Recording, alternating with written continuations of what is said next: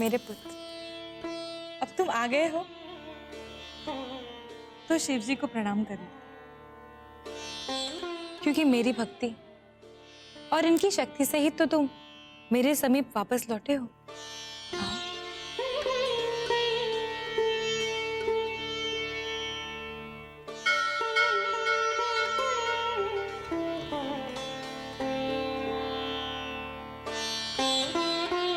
माँ देख, अब मैं खेलने जाऊं? नहीं। माँ देख, मेरी अच्छी माँ, प्यारी माँ, मैं आपको वचन देता हूँ कि मैं कोई उद्दंडता नहीं करूंगा। मुझे कितने दिवस हो गए हैं, मैंने बाहर जाकर कोई क्रीड़ा नहीं की। कृपया मुझे जाने दीजिए ना माते। तुम इतने दिवस बाद लौटे हो हनुमान, आज मेरे हाथ से भोजन नहीं करोगे? तत्पश्चात तुम मेरे लिए वन से कुछ बेरियां तोड़कर लाना। यदि सारी बेरियां मीठी हुई तो कदाचित मैं तुम्हें उद्यान में जाने की आज्ञा दे दूं। ठीक है माते।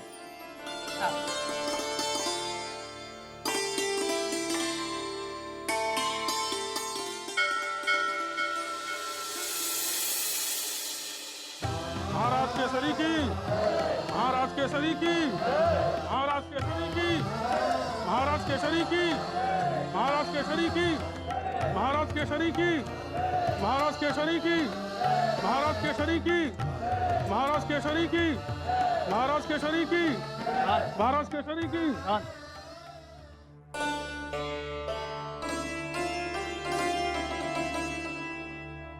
आज की सभा आरंभ की जाए। महाराज, इस वर्ष का एक कर ब्यौरा है, अगर आज्ञा हो तो पढ़ के सुनाऊं? आज्ञा है मंत्री जी।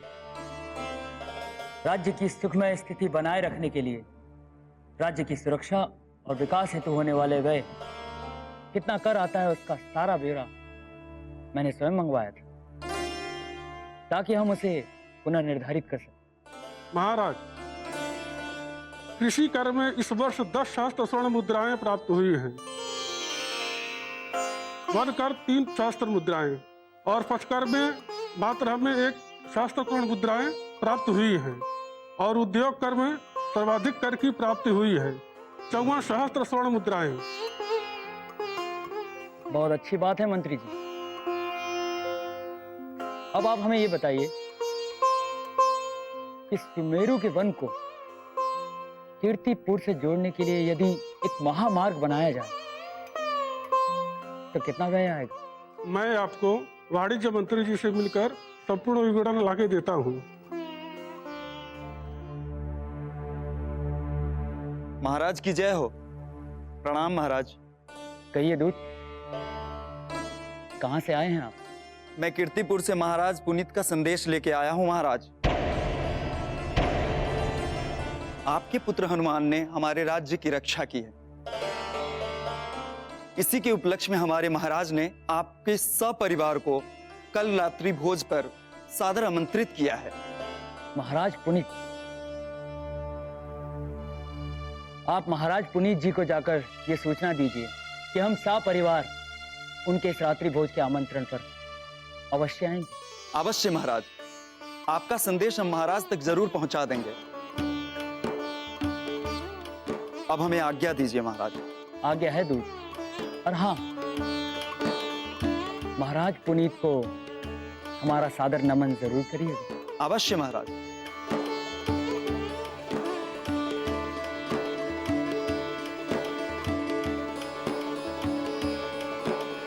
प्रणाम महाराज।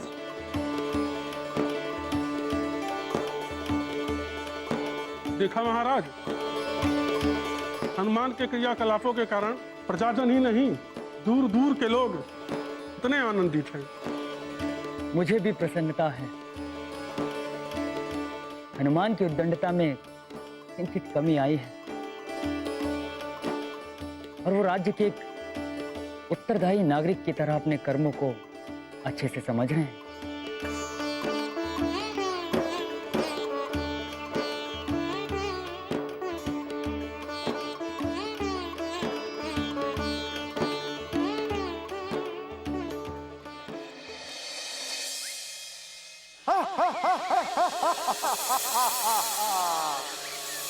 वन में प्रवेश करने का साहस करने वाले मूर्ख, भोजन हेतु जो भी तेरे समक्ष है उसे वहीं छोड़कर उल्टे पग लौट जा, अन्यथा मैं तुझे खा जाऊंगा।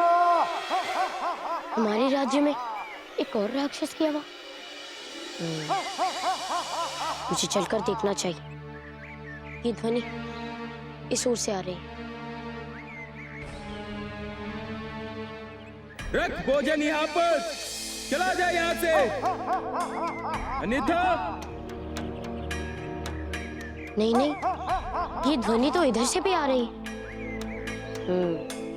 कदाचित ये उस ध्वनि की प्रतिध्वनि हो। मुझे इसी ओर चलना चाहिए।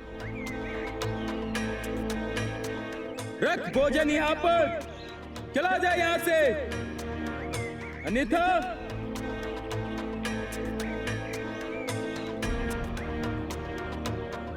इस प्रकार तो मुझे पता ही नहीं चलेगा कि ध्वनि का उद्गम स्थान कौन सा है। पहले उस दिशा की ओर चलता।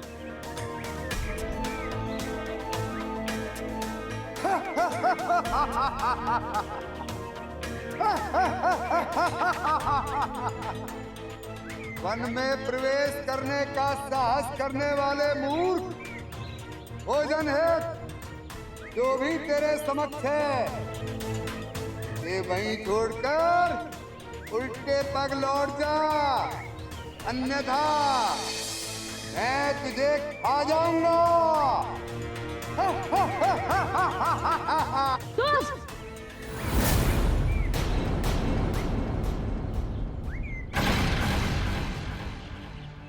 हेमू आप हनुमान, आप इस प्रकार इस वन में ध्वनियां क्यों निकाल रहे हैं? मुझे क्षमा कर दे हनुमान, मैं बस भूख से व्याकुल वन वन भटकते रहे हनुमान, और हम क्या करते।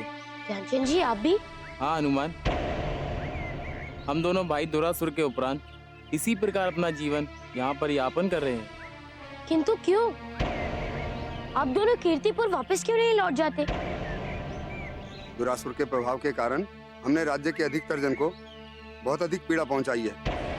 महाराज ने हमारी मृत्यु के आदेश पारित कर दिए हैं। ऐसे में आप ही बताएं, हम क्या करते हैं हनुमान?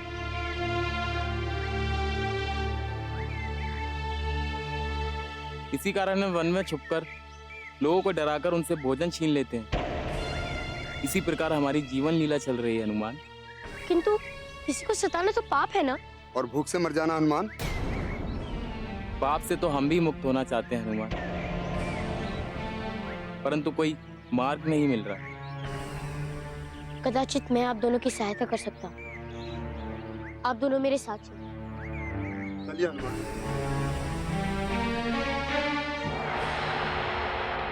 अंजना, अंजना, तुम्हारे पुत्र के कारण। अब क्या कर दिया मेरे लाल ने? इसी कारण तो मैं उन्हें अधिक महल से बाहर जाने ही नहीं देती। क्या हुआ नाथ? क्या किसी ने पुनः हनुमान की वंचना की? हाँ, कीर्तिपुर से राजपत्र आए हैं, आप स्वयं ही पढ़ लो।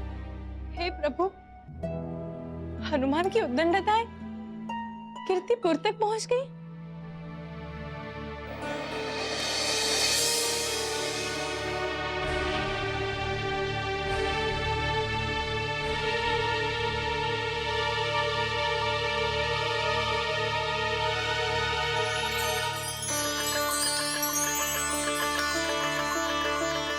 ये क्या नाथ, आप हमसे विनोद कर रहे हैं?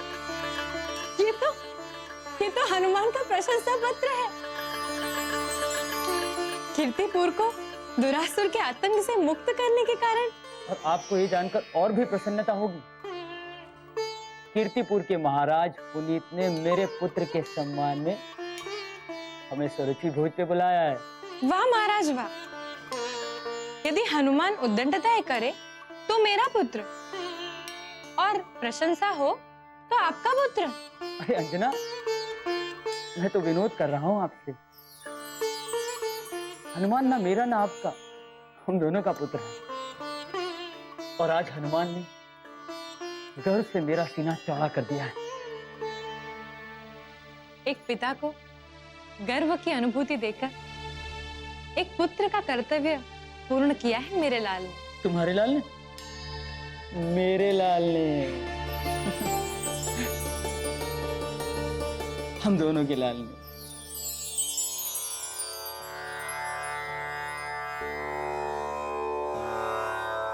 प्रणाम ऋषिवर। हनुमान, आयुष्मान भव। कहिए, कैसे आगमन हुआ? ऋषिवर, यदि कोई अपने मार्ग से भटक जाए तो क्या उसे सही मार्ग दिखाना चाहिए या नहीं? अवश्य हनुमान। किसी भटके हुए पथिक को मार्ग दिखाना ये तो पुण्य का कार्य है। और यदि कोई अपने जीवन के ही मार्ग से भटक जाए तो उसे उचित गुरु की शरण में जाना चाहिए, जिससे उसे उसके जीवन का सही उद्देश्य और ज्ञान की प्राप्ति हो सके। तो ऋषिवर, यहाँ आकर मैंने कोई भूल तो नहीं की ना? आप तो सर्वज्ञानी हैं हनुमान। आप भला कैसे जीवन के मार्ग से भटक सकते हैं? आमोद करने के लिए आपको कोई नहीं मिला जो आप इस वृद्ध ऋषि के साथ आमोद करने चले आए? अरे नहीं नहीं ऋषिवर, मैं स्वयं के विषय में नहीं, मेरे जो दो मित्र हैं उनके विषय में कह रहा हूँ। अंदर आइए। अजय,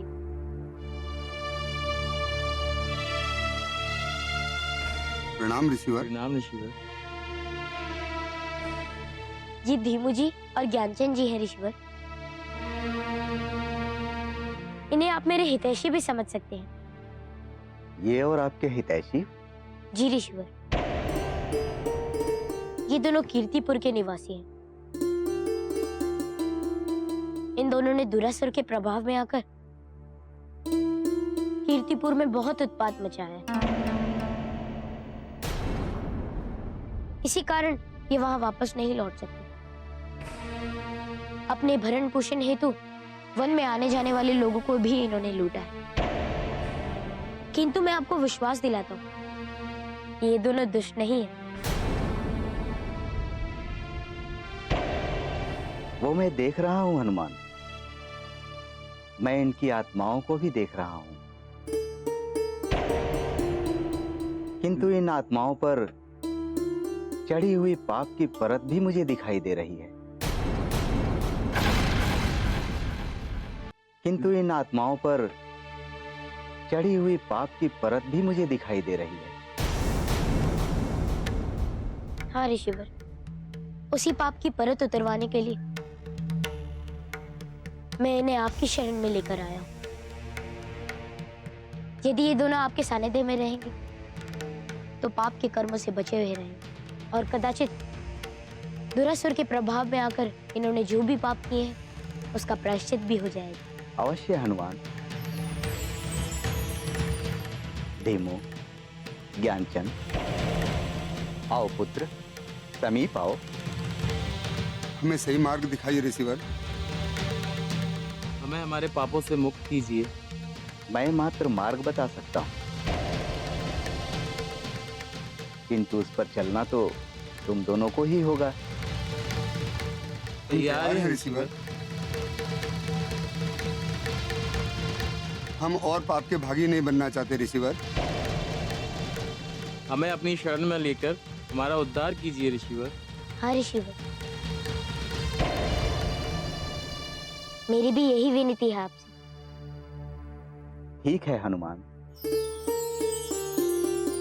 किंतु इन दोनों को एक तपस्वी की जीवनचर्या का पालन करना होगा। क्या तुम दोनों इस कठिन मार्ग पर चलने के लिए मानसिक रूप से तैयार हो? हम तैयार हैं ऋषिवर। बस आप हमें अपनी शरण में ले लीजिए। हम अपने पापों से मुक्त होना चाहते हैं। हमें अपना शिष्य स्वीकार कीजिए ऋषिवर। हमें सही मार्ग बताइए। तो ठीक है, संध्या होने के उपरांत तुम दोनों संध्या स्नान करके जल देवता को साक्षी मानकर यह संकल्प करना कि जिस प्रकार जल से शरीर का मैल धुल जाता है, उसी प्रकार तुम दोनों अपने अच्छे कर्मों से अपने मन का मैल धो लोगे। अवश्य ऋषिवर, अवश्य अवश्य हम ऐसा ही करेंगे।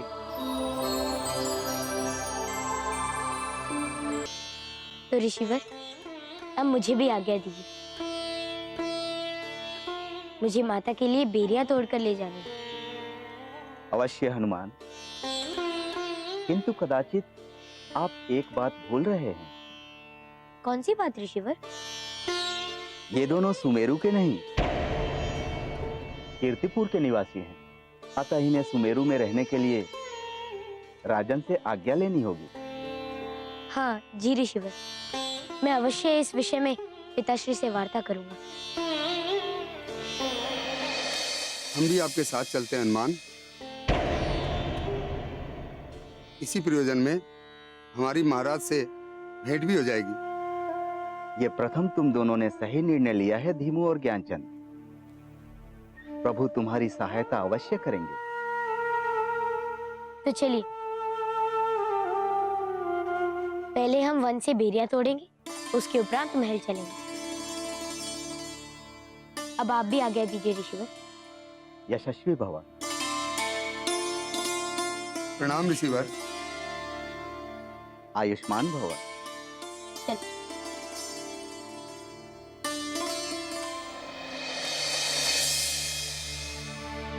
स्वामी, प्रिय, ये तो प्रिय की पुकार है। कहीं कोई अनिष्ट तो नहीं हुआ? नहीं नहीं, मुझे शीघ्र ही जाके देखना होगा। प्रिय, प्रिय, स्वामी, प्रिय, स्वामी, प्रिय, आप ठीक तो है ना? मैंने आपकी करुण पुकार सुनी। आशीष दीजिए देव। आशीष? प्रिय, मेरा आशीष एवं प्रेम तो सदैव आपके साथ है, किंतु आपकी वो करुण पुकार।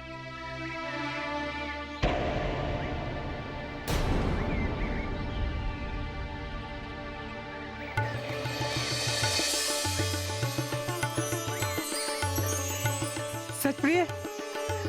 हाँ देव, वित्तीय माँ है, आप पिता बनने वाले हैं। हाँ देव। सच?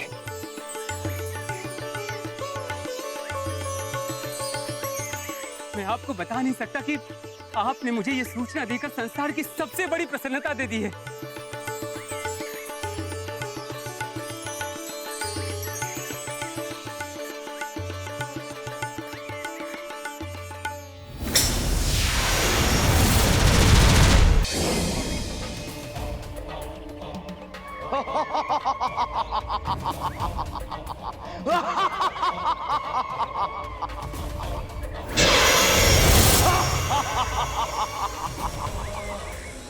आज मैं फिर मुक्त हो गया। हनुमान, अब तुझे मेरे हाथों से इस बार कोई नहीं बचा सकता, कोई नहीं।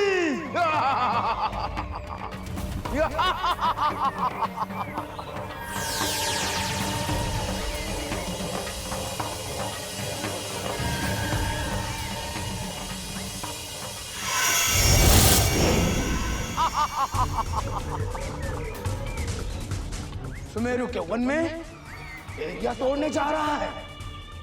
अब मैं इन बेरियों की भांति तेरी ग्रेवा तोड़ूंगा हनुमान, तेरी ग्रेवा तोड़ूंगा।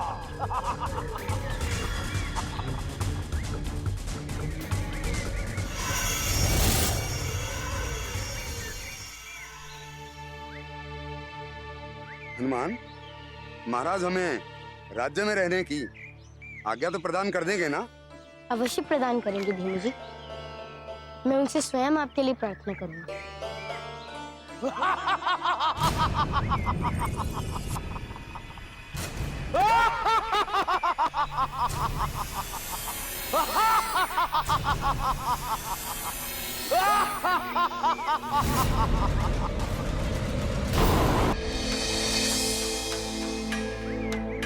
हनुमान, महाराज हमें राज्य में रहने की आज्ञा तो प्रदान कर देंगे ना? अवश्य प्रदान करेंगे भूमि जी। मैं उनसे स्वयं आपके लिए प्रार्थना करूंगा।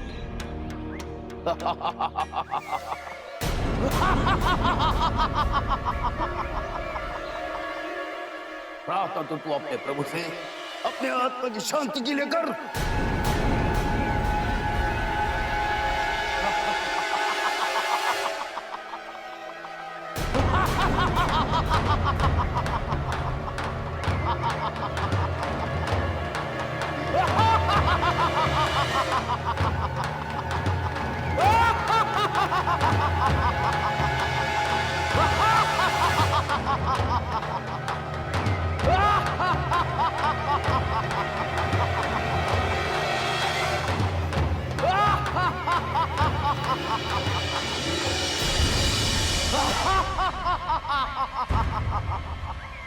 तीनों के तीनों एक साथ एक ही स्थान पर।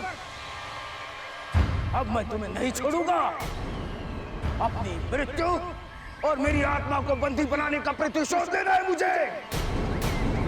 अब तुम तीनों का अंत मेरे ही हाथों होगा। शांत रहिए तांत्रिक जी। शांति तो मुझे तब मिलेगी जब मैं तुझे मार दूंगा वानर। मैं आपको चेतावनी देता हूँ। मूर्ख, आत्माओं का भी कभी कोई आयत कर सका है जो तो मैं तेरा सर्वस्व नष्ट कर दूंगा। यदि ऐसा है तो मुझे भी अपनी रक्षा हेतु आपसे युद्ध करना होगा।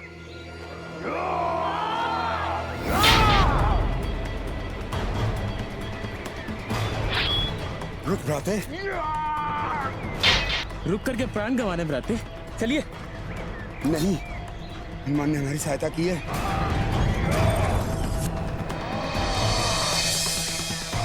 इस संकट की घड़ी में अगर हम उसे छोड़ करके चले जाएंगे तो धिक्कार है हम पर।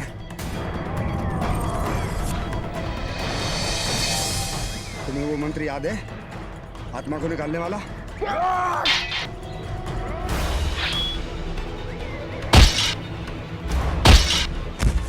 सही युक्ति है। चलो चलो।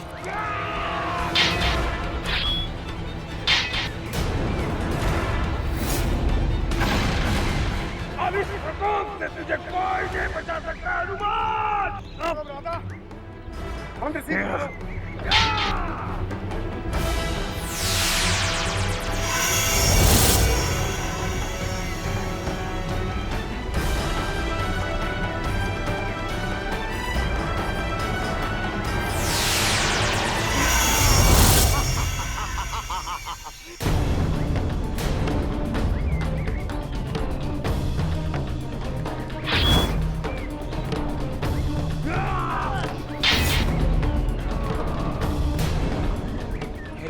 ये मंत्र का तो कुछ प्रभाव ही नहीं हो रहा है। मंत्र का प्रभाव शरीर में बसी विद्यात्मा पर होता है और मैं तो स्वयं आत्मा रूप हूं।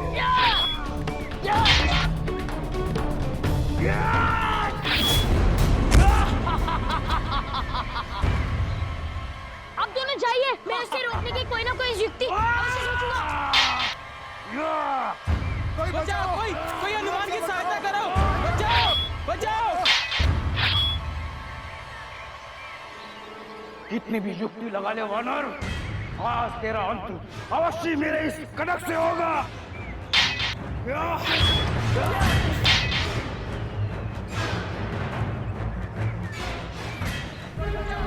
कोई हनुमान की सहायता करो। बचाओ। अरे ये कौन पुकार रहा है? कोई हनुमान की और सहायता करो। हनुमान को सहायता? बचाओ।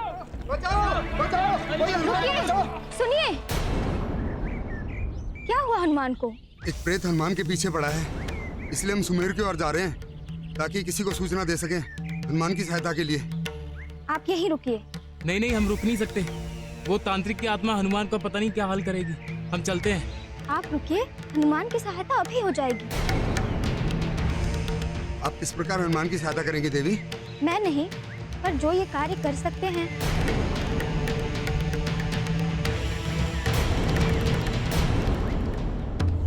देव प्रकट हूँ।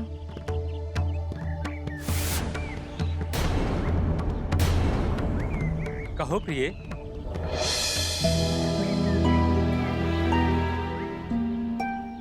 प्रणाम यक्षदेव। प्रणाम। देव, वन में एक अतृप्त आत्मा हनुमान को कष्ट पहुंचा रही है। आप उसे मुक्त करा दें। अवश्य देवी।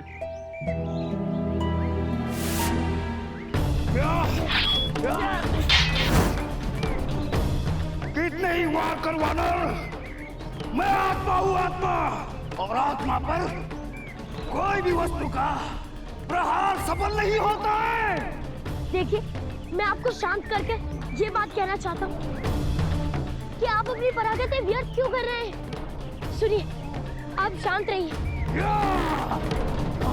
अन्यथा आप इसी प्रकार अनंत काल तक तृप्त रूप में जन मनुष्य को हानि पहुंचाते रहेंगे। मेरी बात को समझिए महोदय। तूने मेरे अमर होने की साधना में विघ्न ही नहीं डाला है, अभी तो मुझे मृत्यु दी है। मैं तुझे कैसे क्षमा कर दूं? उसके लिए मैं आपसे हृदय से क्षमा मांगता हूँ महोदय। किंतु जो आपने किया वो भी तो एक पाप ही था। पाप और पुण्य से मैं ऊपर निकलना चाहता था, किंतु तेरे कारण मेरी ये दशा हो गई है। मैं तुझे नहीं छोड़ूंगा।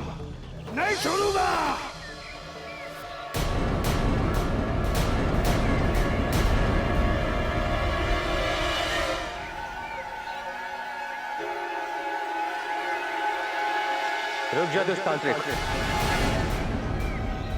शांत हो जा और हनुमान को छोड़ दे। यक्ष,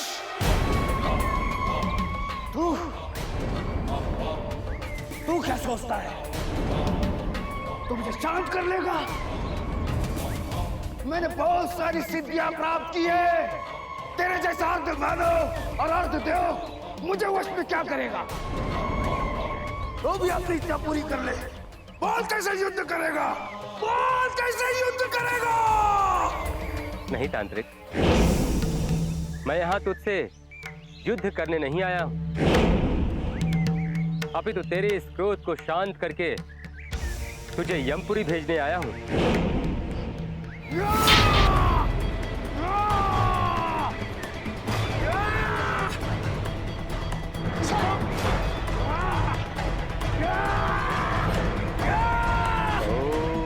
शांति ही शांति ही शांति ही। धन्यवाद यक्षदेव, तुमने मुझे शांति दे दी, मुक्ति दे दी। धन्यवाद। आपकी आत्मा शांत हो गई है, अब आप विश्राम करें। यक्षदेव, मेरी सहायता हेतु आने के लिए आपका बहुत बहुत धन्यवाद। हनुमान, मुझे तो आपकी सहायता हेतु आना ही था। आपके पिताश्री के कारण ही मुझे इस वन प्रदेश का रक्षक यक्ष कहा गया, अन्यथा मैं तो यूं ही भटक रहा था। किंतु आप बताएं कि आप इस मायावी तांत्रिक के जाल में कैसे फंस गए? यक्षदेव, ये एक बहुत ही लंबी कथा है। तो चलिए हनुमान, कुटी तक चलते चलते आप मुझे इसका पूरा वृत्तांत सुनाएं। अवश्य। तो कहिए हनुमान। और फिर हनुमान ने उस तांत्रिक की आत्मा को एक पात्र में बंद करके कीर्ति मन के एक वृक्ष पर लटका दिया। हमारे हनुमान बड़े ही ज्ञानी और पराक्रमी हैं। तभी तो क्रोध में आकर उस दुरासुर जैसे मायावी राक्षस को एक ही प्रहार में समाप्त कर दिया। और तब आप वन वन भटकते रहे जब तक आप सुमेरु तक नहीं पहुंच गए, है ना? आप ठीक तो है हनुमान? साधिका दीदी, जिसके हितैषी यक्ष देव जैसे हो, उनका कोई कैसे हित कर सकता है? आपको सुरक्षित देखकर मेरे हृदय को बहुत शांति प्राप्त हुई हनुमान।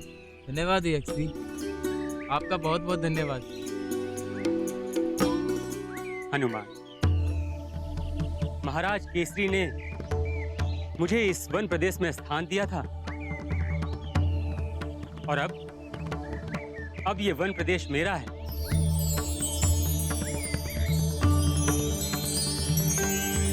और जब तक मैं यहाँ पर हूँ, किसी भी प्रकार के जनजीवन का कोई भी अहित नहीं हो सकता, विशेष तौर पर हमारे युवराज का। यक्षदेव, साधिका दीदी, अब मुझे आज्ञा दीजिए। मुझे माता के लिए बेरियां लेकर भी जाना है। पुनः कब मिलना होगा हनुमान? जब आप कहें। हनुमान, तनिक रुकिए।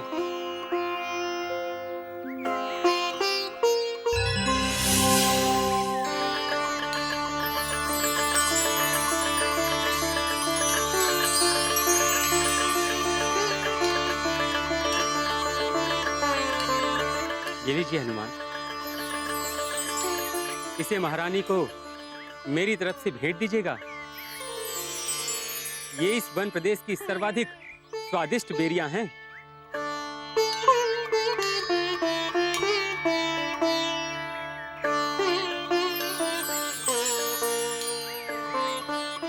धन्यवाद यक्षदेव, ये सर्वाधिक बेरियां देने के लिए। आपका बहुत बहुत धन्यवाद। मुझे ऐसी ही बेरियां चाहिए।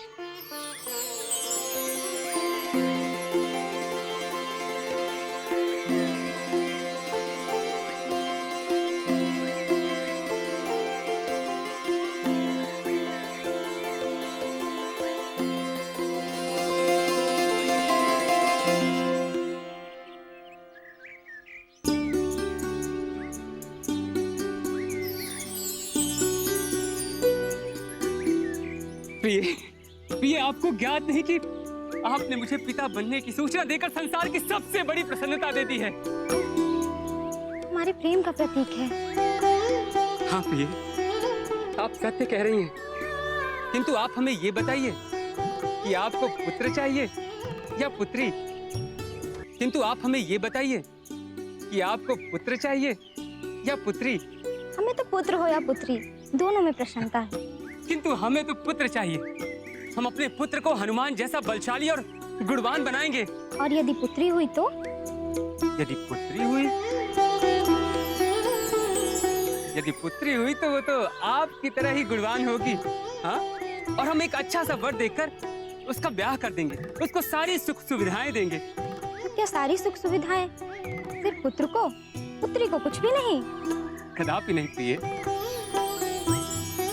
पूत कपूत तो क्या धन संचय, और पूत सपूत तो क्या धन संचय।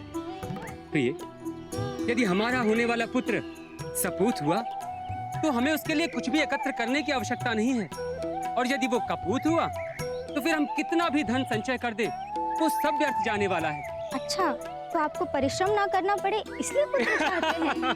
कदापि नहीं प्रिय, कदापि नहीं। हम तो केवल इतना चाहते हैं कि हमारे मिलन से जो नई प्रजाति उत्पन्न होगी उसकी वंश वृद्धि के लिए पुत्र की आवश्यकता होगी। फिर तो हम प्रभु से प्रार्थना करेंगे कि हमें पुत्र ही हो। अवश्य प्रिय। संध्या हो चली है, हम तपोस्थली जाके पूजा अर्चना कर लें। अवश्य देवी, अवश्य। जब तक आप संध्या अर्चना करेंगी तब तक हम भी अपना संध्या ध्यान कर लेते हैं।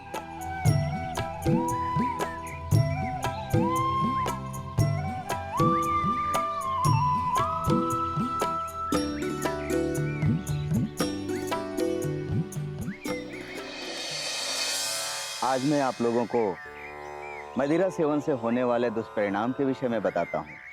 कहें गुरुवर। मद्यपान करने वाला मनुष्य एक तंद्रा में चला जाता है। मदिरा न केवल स्वास्थ्य खंडित करता है, अपितु मस्तिष्क की कार्य क्षमता को भी प्रभावित करता है। मदिरा सेवन के पश्चात ना तो मनुष्य को अपनी जिह्वा पर और ना ही अपने शरीर पर ही नियंत्रण रहता है, और ना ही अपने शरीर पर ही नियंत्रण रहता है। मदिरा का सबसे भयंकर दुष्परिणाम तब प्रकट होता है जब किसी की कार्यशीलता भंग होती है और मनुष्य क्रोधी, आलसी और कृतघ्न हो जाता है। किंतु ऋषिवर, सोमराज पान तो देवों में भी प्रचलित है। तो क्या मदिरा पान का प्रभाव देवों पर नहीं होता? होता है, अवश्य होता है। जैसा खाए अन्न वैसा हो मन। पुत्र हनुमान, यदि आप कुसेवन करेंगे तो उसका परिणाम भी आपके सामने कुपरिणाम के रूप में ही आएगा। देवताओं में मदिरा से क्या क्या हुआ ये तो हमारे समक्ष नहीं है, किंतु पृथ्वी पर मदिरा के क्या दुष्परिणाम हैं ये तो आप स्वयं देख सकते हैं हनुमान। सुमेरु में भी बहुत मदिरालय हैं ऋषिवर। यदि ये मदिरा पान इतना हानिकारक है तो उसका उत्पादन और सेवन बंद क्यों नहीं किया जाता? कदाचित उद्योग कर में सर्वाधिक कर इसी उद्योग से आता होगा। किंतु ऋषिवर, ये तो जनजीवन के जीवन का प्रश्न है ना। मैं आज ही इस विषय में पिताश्री से अवश्य वार्ता करूंगा और सुमेरु की सारी मदिरालय को हटवा दूंगा। यदि ऐसा हो सका तो जनमानस पर बहुत बड़ा उपकार होगा हनुमान।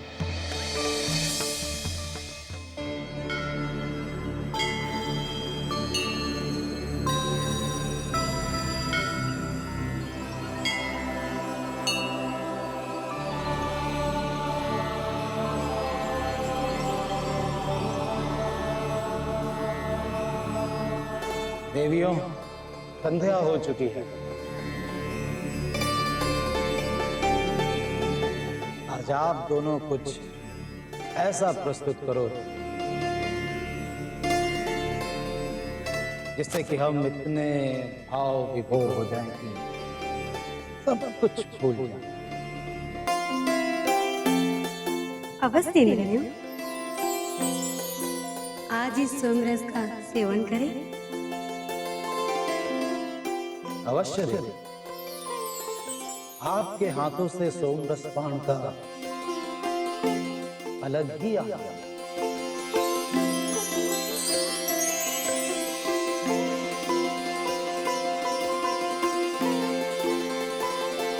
चलिए कुछ प्रस्तुत करें आप।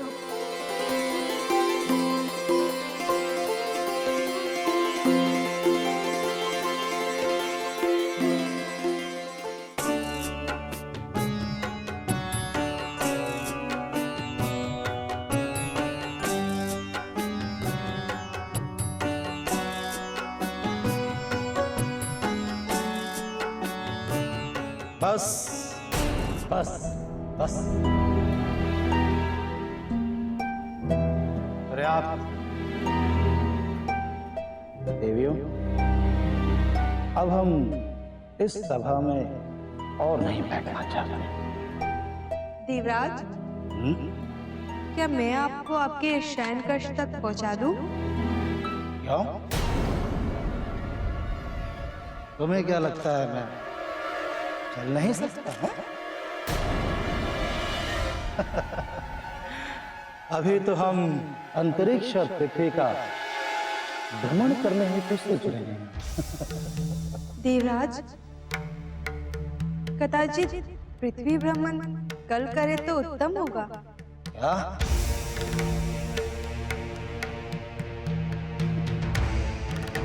देवराज इंद्र है हम, पुरेंद्र नाम है हमारा,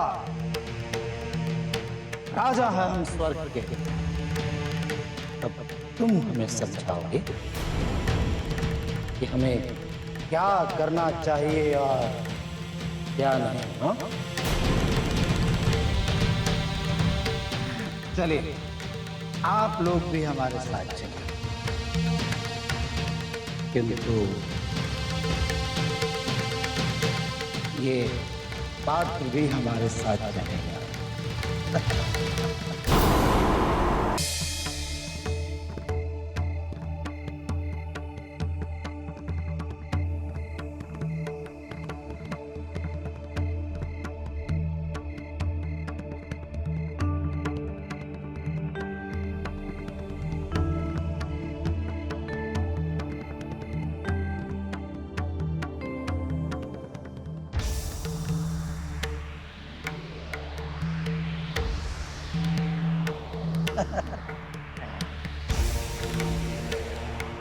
देखो, ये पृथ्वी है। इसकी सुंदरता तब तक है जब तक हम इसे वर्षा का आशीष देते हैं। हमारे ही वज्र से प्रकट हुई गाज से मेघों का सीना फटता है और पृथ्वी पर हरियाली लाने वाली बारिश होती है।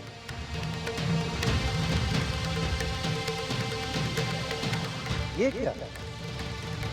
अब हमारा सोमरस समाप्त हो गया। ये कैसे समाप्त हो गया? कैसे समाप्त हो गया ये? हाँ?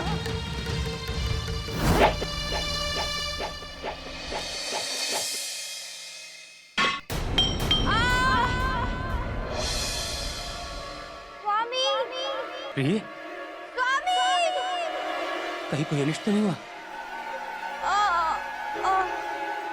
मुझे शीघ्र ही जाकर देखना होगा।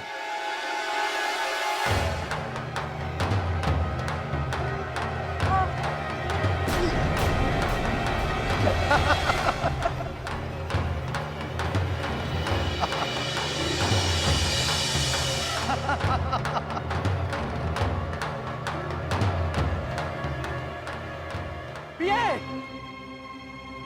प्रिय, प्रिय, प्रिय,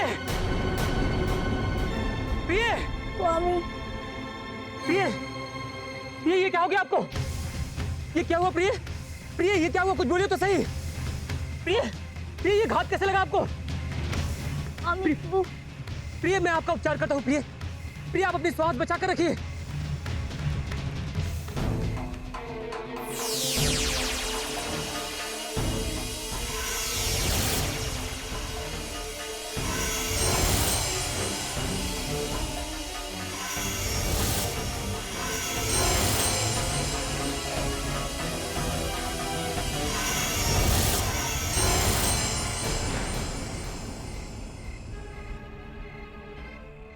ये आप चिंता न करें, मैं शीघ्र ही कुछ न कुछ करता हूं।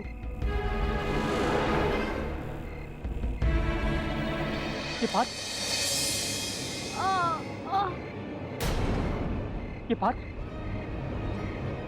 ये पात्र तो स्वर्गलोक का है, दिवराज इंद्र का।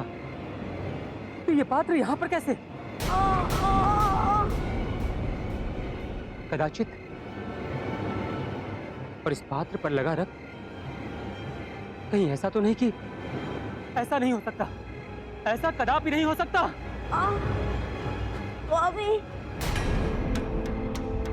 क्योंकि यदि ऐसा हुआ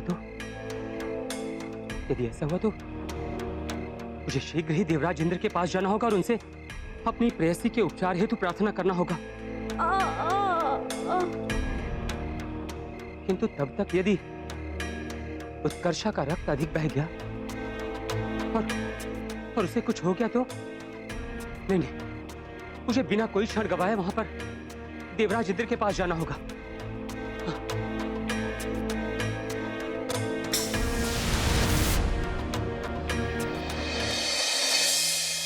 पिताश्री,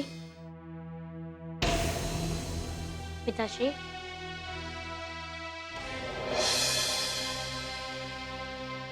क्या हुआ पुत्र? पिताश्री, मैं आपसे एक विनती करने के लिए आपके समक्ष आया हूँ। निसंकोच कहो पुत्र। पिताश्री, मेरी विनती ये है कि क्या हम राज्य के सभी मधुशालाओं को बंद करवा सकते हैं? किंतु पुत्र, क्यों? क्योंकि मदिरा पान के कारण हमारे राज्य के निवासियों को क्षति पहुंच रही है पिताश्री। कथन तो तुम्हारा सत्य है पुत्र, किंतु नहीं पिताश्री, ये हमारे राज्य के सभी निवासियों के मानसिक और शारीरिक स्वास्थ्य के ऊपर प्रश्न है। हम इसे अनदेखा तो नहीं कर सकते ना? मैं आपकी बात से सहमत हूं हनुमान, किंतु आज तक हमारे सामने ऐसा कोई परिवाद नहीं आया है। और जब तक हमारे सामने मदिरा पान को लेकर कोई भी दुष्परिणाम सामने नहीं आते, हम इस उद्योग को बंद नहीं करा सकते।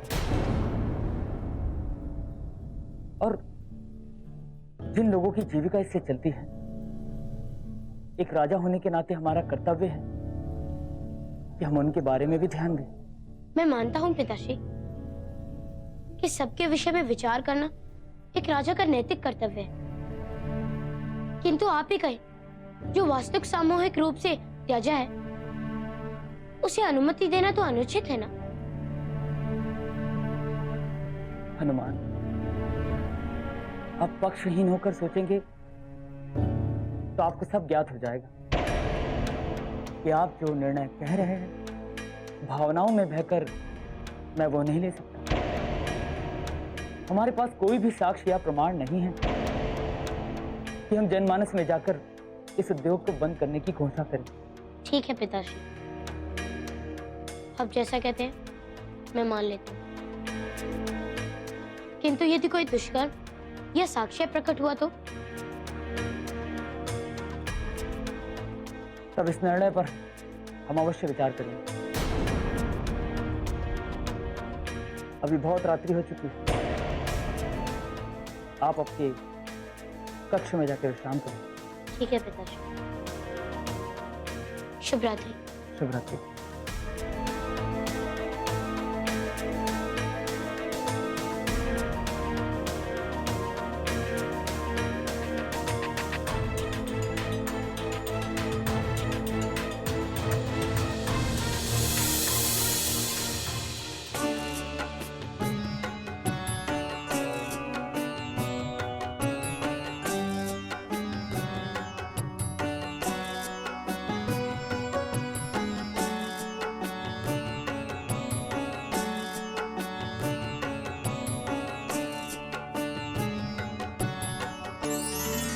देवराज,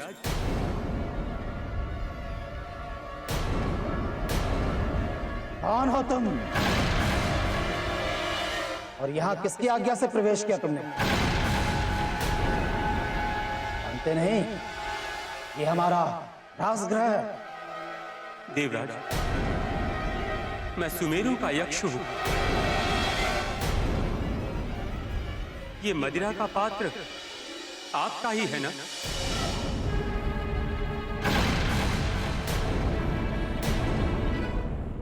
हाँ तो देवराज, मेरी प्रेयसी साधना कर रही थी और तभी अचानक।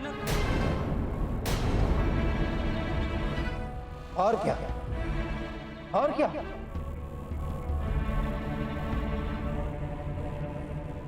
तुम्हारी प्रेयसी साधना कर रही थी और तुम मेरा रास भंग करने यहां चले आए। जान सकता हूं क्यों? इसके कारण देवराज, इस मदिरा के पात्र के कारण।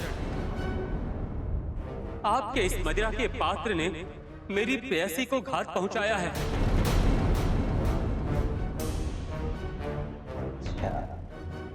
तो तुम ये जानने आए हो कि ये पात्र सुमेरु में कैसे पहुंचा? हा?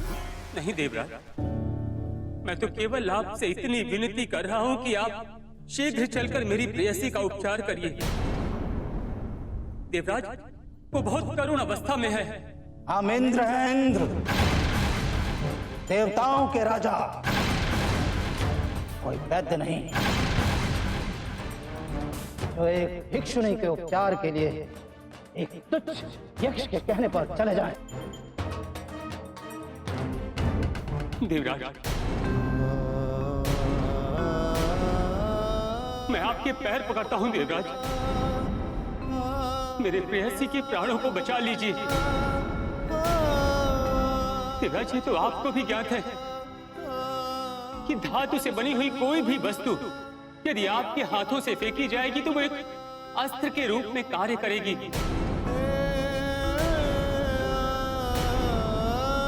देवराज, मेरे प्रेयसी के प्राणों को बचा लीजिए, मेरी विनती स्वीकार कर लीजिए देवराज।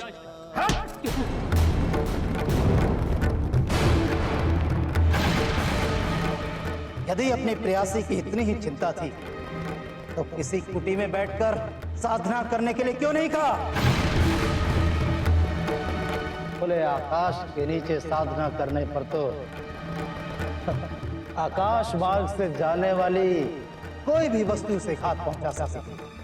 किंतु देवराज, मेरी प्रेयसी को तो घात आपके इस मदिरा के पात्र के कारण ही लगा था। तो क्या करूं?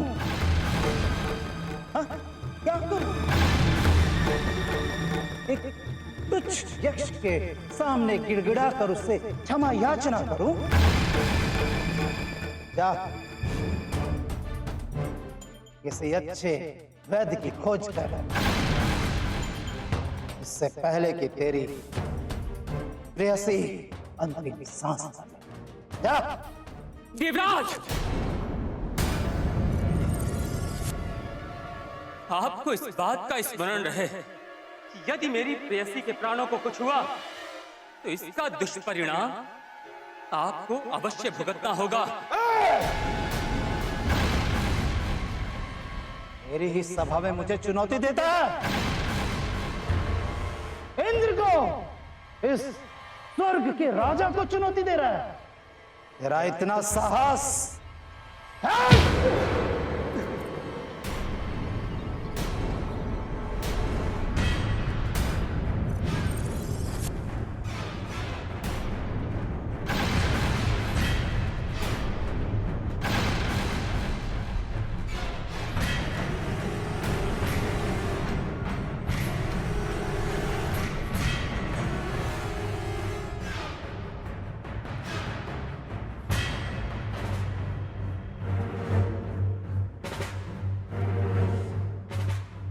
देवराज इंद्र को सामना करने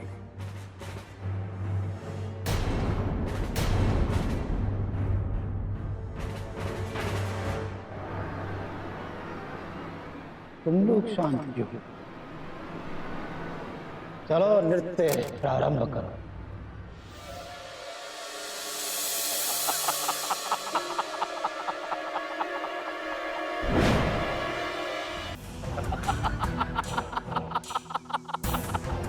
ये वही क्षण है जिस क्षण मेरी सहस्त्र वर्षों की तपस्या पूर्ण होगी।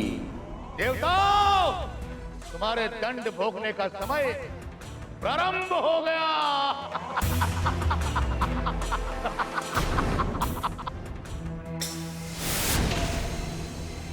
प्रिय, प्रिय, मुझे क्षमा कर दीजिए प्रिय। मैं देवराज इंद्र को आपके उपचार के लिए नहीं ला सका प्रिय। मुझे क्षमा कर दीजिए प्रिय। कोई मैं नहीं प्रिय, नहीं प्रिय, आपको कुछ नहीं होगा। स्वामी, मैं आपके समक्ष मेरे प्राण। प्रिय, प्रिय, प्रिय, प्रिय, ये क्या? प्रिय उठो तो सही। प्रिय, तुम्हें कुछ नहीं हो सकता। प्रिय, अपने यक्ष के लिए उठो। प्रिय, आपको कुछ नहीं होगा। प्रिय, प्रिय, आपका यक्ष आपको पुकार रहा है। प्रिय, प्रिय, मैं देवराज इंद्र को वापस लेकर आऊंगा आपके उपचार के लिए किसी भी प्रकार से। प्रिय, प्रिय, उठो तो सही। प्रिय, तुम मुझे छोड़कर नहीं जा सकते। प्रिय, प्रिय, प्रिय, प्रभु, मेरे प्रिय को आप नहीं ले जा सकते। प्रभु, प्रभु।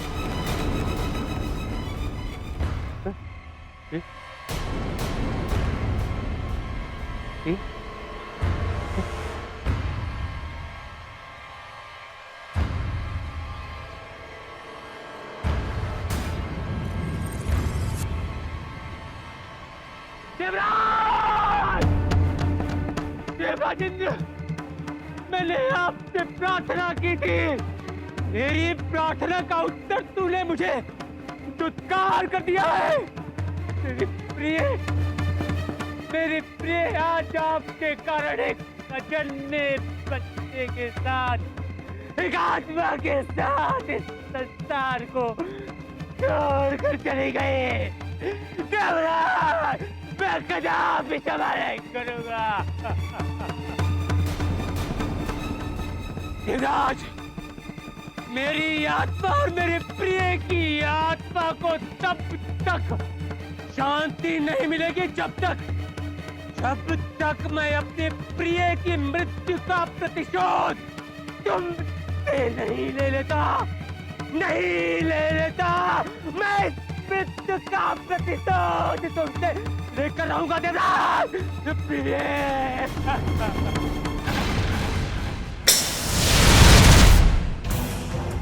कैसे?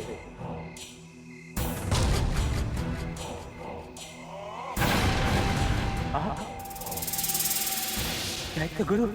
हाँ, यही मैं आपसे पूछने आया हूं कि आप अपनी प्रेयसी की मृत्यु का प्रतिशोध कैसे लेंगे उस देवराज इंद्र से, क्योंकि वो देवताओं का राजा है और स्वर्ग का स्वामी। कैसे लेंगे प्रतिशोध? वो भले ही इंद्र हो, भले ही स्वर्ग का राजा हो, किंतु मैं यक्ष उससे अपनी प्रेयसी की मृत्यु का प्रतिशोध अवश्य लेकर रहूंगा, अवश्य लेकर रहूंगा। यदि आपका यह दृढ़ निश्चय है तो मैं आपकी सहायता अवश्य करूंगा। नहीं, नहीं दैत्य गुरु, नहीं, कदापि नहीं, कदापि नहीं दैत्य गुरु, कदापि नहीं। मुझे एक ऐसे गुरु की सहायता नहीं चाहिए जो दैत्यों का गुरु हो, जो दैत्यों की सहायता करता हो। मैं एक अर्धदेव ही सही, किंतु मैं यक्ष अपनी ही शक्ति और अपने ही सामर्थ्य से इस देवराज को इसकी करनी का दंड दूंगा, कि करनी का दंड दूंगा। सोच लो यक्ष, विचार कर लो, क्योंकि इस संपूर्ण सृष्टि में केवल और केवल मैं जानता हूं कि देवराज को कैसे परास्त किया जा सकता है, उसकी मृत्यु का रहस्य क्या है। आपकी सहायता के लिए मैं कोटि कोटि आभारी हूँ दैत्य गुरु, किंतु मैं अपनी सहायता के लिए एकाकी ही समर्थ हूँ। मुझे आपकी सहायता की कोई आवश्यकता नहीं दैत्य गुरु। कृपा करके आप यहाँ से प्रस्थान करें और मुझे मेरी प्रिय के साथ छोड़ दिया। जी लो अपना जीवन प्रतिशोध की अग्नि में जलता हुआ, किंतु देवराज इंद्र को समाप्त करने का मार्ग इतना सुगम नहीं है। ये मार्ग कितना ही कठोर क्यों न हो दैत्य गुरु, किंतु मैं प्रण लेता हूँ कि मैं अपनी प्रेयसी की मृत्यु का प्रतिशोध देवराज इंद्र से लेकर रहूंगा। मुझे आपकी सहायता की कोई आवश्यकता नहीं है दैत्य गुरु, आप मुझे एकाकी छोड़ दें। ठीक है यक्ष, मैं यहां से जा रहा हूं, किंतु तुम्हारी ये दशा देखकर मुझे तुम्हारे ऊपर बहुत दया आ रही है। जब तुम्हें लगे कि देवराज इंद्र को परास्त करने के लिए तुम्हारे पास कोई मार्ग नहीं बचा है तो मुझे पुकारना, मैं तुम्हें वचन देता हूं, मैं तुम्हारी सहायता अवश्य करूंगा।